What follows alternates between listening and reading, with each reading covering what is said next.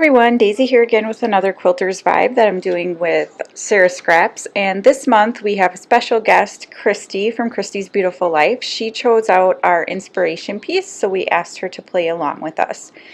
So I am using the pinwheel shape from the inspiration piece, and I am using my new fuse tool to create some shaker pockets in the shape of a pinwheel.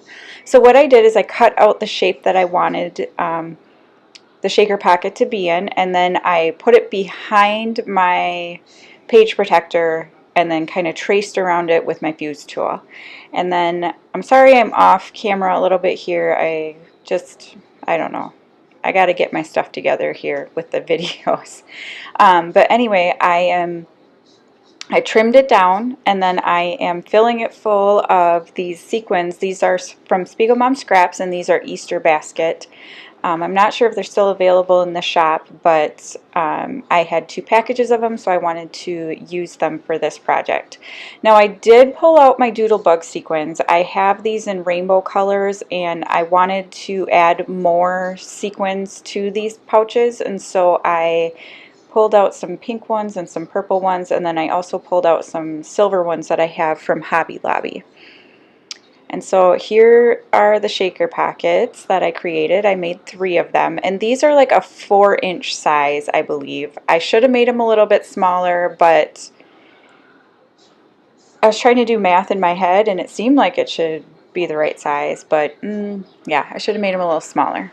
But that's okay. So I am using these papers. Some of them are from my How to Kill a Kit with Style kit for the month of June, like this one here. That kit is based around the Penny Lane collection, and so that kind of blue periwinkle color there was from that kit. I'm also pulling out this purple glitter paper, and I pull out a few other scraps of papers that I thought I was going to use, but I don't actually end up using them. I just end up going with 2 colors, I believe.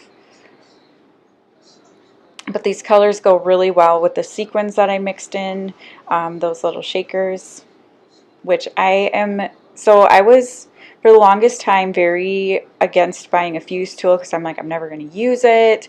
Everybody, says that it has a large learning curve, and so I'm like, I'm not going to waste my money. But then I'm like, I really, really want to make some of these cool shaker pockets that I see, and nothing else would work to make them, so I decided to buy one, and I am in love. I watched a few videos on YouTube, and I figured out how to use it, and it works really well, and I'm super excited about it.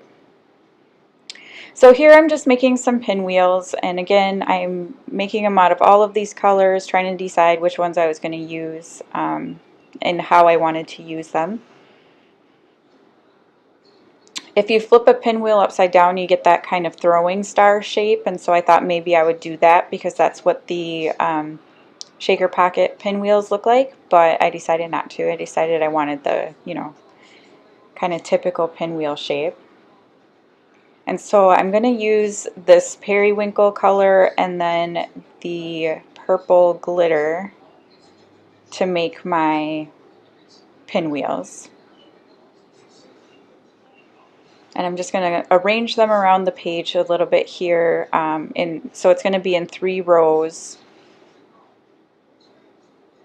And I was trying to play with, positioning and how I want the pinwheels to kind of be turned.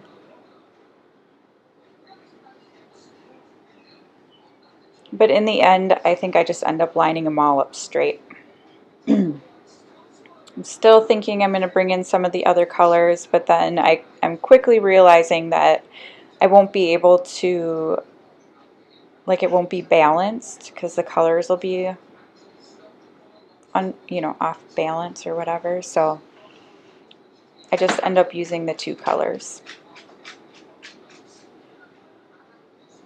And here, I'm still making the pinwheels, but it will cut here pretty quickly. And And so what I did is off screen, I went and I glued down all of my pinwheels using my hot glue gun. I wasn't sure how else to get those sequin pockets to stick, so I figured hot glue would be the best way. And so I just used it on the rest of them. And I also pulled out my button stash and put buttons in the centers of all of the other pinwheels. Okay, so I am using my hot glue gun to glue my picture down to more of that purple glitter paper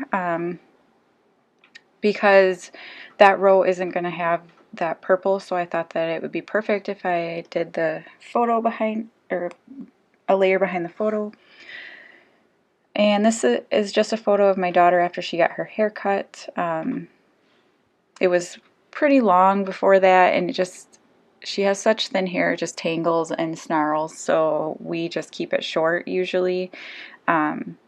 But you know, sometimes you don't realize how much it's grown until you get it cut. So I'm using this Heidi Swap acetate word that is also from my How to Kill a Kit with Style kit, and I'm pulling in some of these, I think they're My Mind's Eye letter stickers are the ones I'm going to use.